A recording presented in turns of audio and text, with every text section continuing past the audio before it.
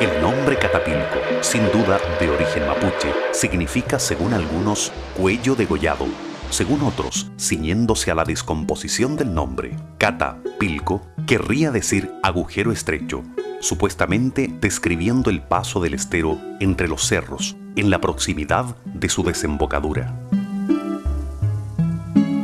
La historia de Catapilco, según el escritor Javier Pérez Ovalle, se remonta al año de 1599, más precisamente al 6 de febrero, día en que el gobernador del Reino de Chile, don Pedro de Vizcarra, concedía a nombre del rey y en calidad de encomienda a don Pedro de Escobar y a su esposa, doña Inés de Mendoza, la región llamada Catarpirco, por su valeroso comportamiento entre los soldados de la conquista.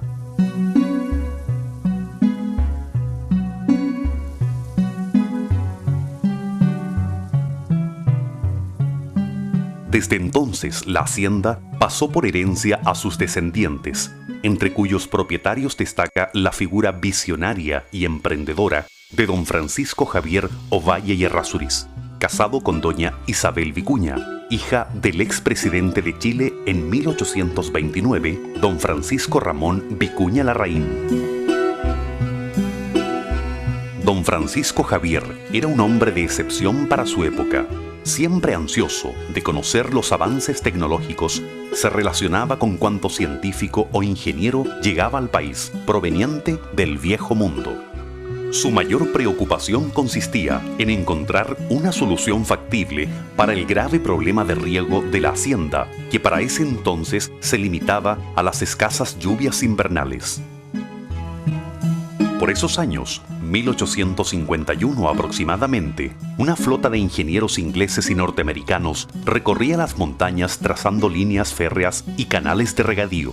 Uno de ellos, de nombre Prat Collier, realizó los estudios para dos proyectos que desde un tiempo rondaban en la mente de don Francisco Javier.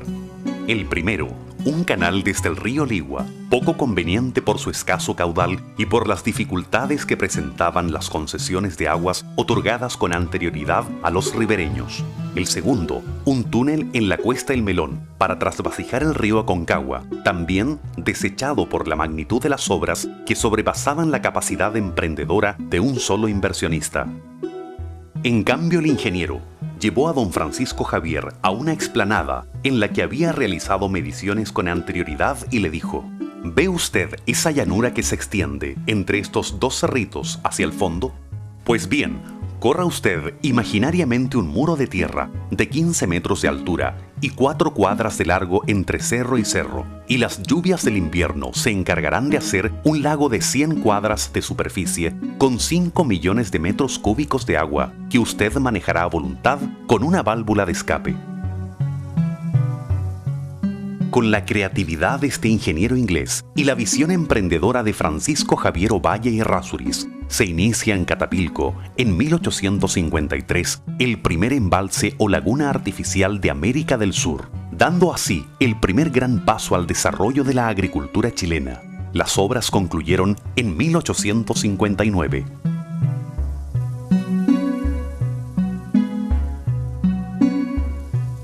Por ese entonces, doña Carmen Ovalle Vicuña, hija de don Francisco Javier y heredera de las tierras de Catapilco, conoce y contrae matrimonio con don Adolfo Verhaegen, ministro de Brasil en Chile, hombre de letras y connotado científico, que además ostentaba el título de Barón de Porto Seguro. De esa unión nace en Lima su primer hijo, Javier, quien fallece a temprana edad, y en Viena su segundo hijo, Luis, quien tiempo después hereda la hacienda y el título nobiliario de Vizconde de Porto Seguro.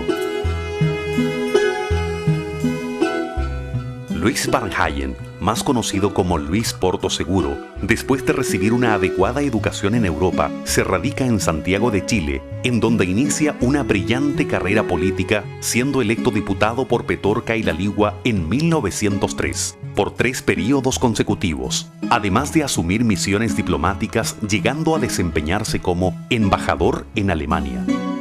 Casó con la hermosa dama chilena Mercedes Arnold Sánchez, descendiente de nobles familias alemanas, quien secundó brillantemente a su esposo en sus misiones diplomáticas. A la muerte del vizconde de Porto Seguro, doña Mercedes, llamada cariñosamente en Catapilco Misiachita, se transformó en la última propietaria de la hacienda hasta fines de los años 60.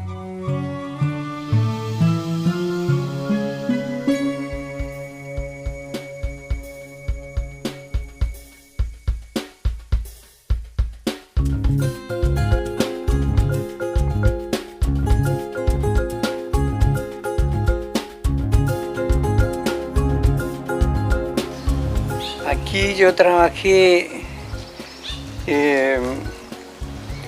hasta el año 69, cuando ya empezó la reforma agraria.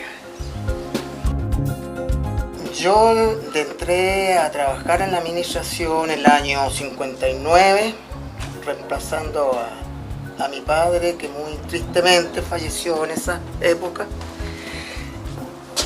Y todavía tuve la suerte de encontrarme con todo lo lindo que tenía esta hacienda. La casa patronal de la hacienda de Catapilco fue traída desde Noruega, especialmente encargada por don Francisco Javier Ovalle y Errázuriz. Se levantó en medio de un hermoso parque que hasta el día de hoy se conserva gracias a la preocupación de sus actuales propietarios.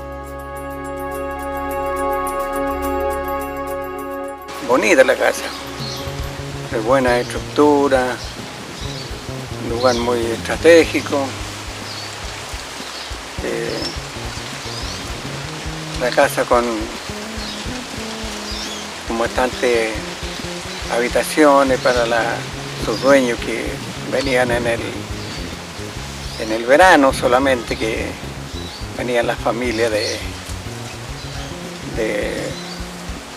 la señora Mercedes, Misiachita. Estaba, más bien dicho, todavía todo el apogeo de la administración. Administraba don Aurelio Durán, la crianza de caballos finos, la crianza, la lechería, y conocí muchas familias de niños de mi tía Mercedes, nietos, sobrinos, porque ella me parece que no tuvo hijos, claro, pero tuvo sobrinos. La primera impresión nos la entrega la imponente escala de acceso principal, que nos permite crear un cuadro imaginario de lo que fue en el pasado la señorial mansión que sirvió de hogar en largas temporadas al presidente de la República, don Francisco Ramón Vicuña Larraín, a su hermano Manuel Vicuña Larraín, primer arzobispo de Santiago, y posteriormente al destacado hombre de letras e historiador don Benjamín Vicuña Maquena, entre otras personalidades destacadas de entonces. Escaso, como he explicado, el conocimiento de la casa, porque era totalmente privada. Además que había un administrador y el administrador no entraba nadie, de manera que son muy escaso el conocimiento acerca de la casa, nada más lo que uno veía en los límites que le correspondía a uno estar solamente. A don Federico lo conocí, con él sí que yo conversaba a veces, cuando tenía que darle alguna razón por teléfono, cuando le llamaban, tenía un citófono a la oficina de nosotros y de ahí le llamaba yo a don Federico y le daba los avisos, las razones que yo recibía. Y así me tocó esa suerte de compartir mi trabajo prestándole servicio a los patrones y enseñándole a andar a caballo a los niños, sacarlos a pasear en coche. En esos tiempos habían como 3 tipos de coches. Había un cochecito chico que se llamaba La Cabrita, que cabían 3 personas, y en esa me tocaba ir al pueblo a embarcar la mantequilla en esos años. Me tocaba salir incluso con la hermana de mi tía Mercedes, la señora María, que me quería muchísimo. Siempre recuerdo una anécdota de mi tía María. Tenía un perrito muy regalón, no me recuerdo el nombre.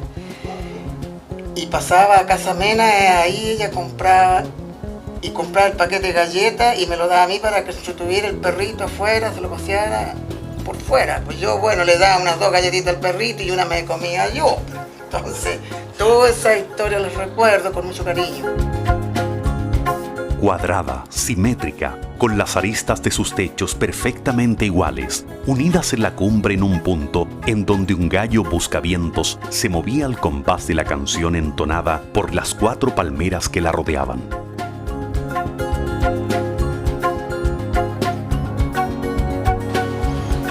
Ellos hicieron el remate de sus cosas cuando ya se retiraban. Ya ahí tuve la oportunidad yo por primera vez de entrar a la casa, pero ya la casa estaba toda deteriorada, estaba con el terremoto de 1965, toda removida, así que no alcancé a ver la casa yo en un estado sin sufrir todos esos daños. No vi muchas fiestas con harta música o con harto baile o grandes comilonas que quisieran, no vi. Pero lo que sí, que ahí había una inmensa piscina y ahí yo me daba cuenta cuando iba a las correspondencias, donde disfrutaba toda la gente alrededor de la piscina y estaban sirviéndose sus refrescos y compartiendo. La casa de 2 pisos, levantada sobre un fuerte cimiento de piedra que rodeaba la bodega subterránea, tenía amplios corredores.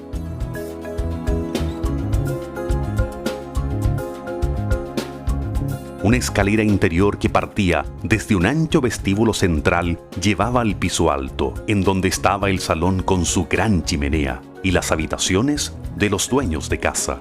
En ese salón, durante las largas veladas de invierno o al amor de la lumbre, unos leían, las mujeres cosían o tejían y los jóvenes jugaban a las cartas o conversaban en voz baja.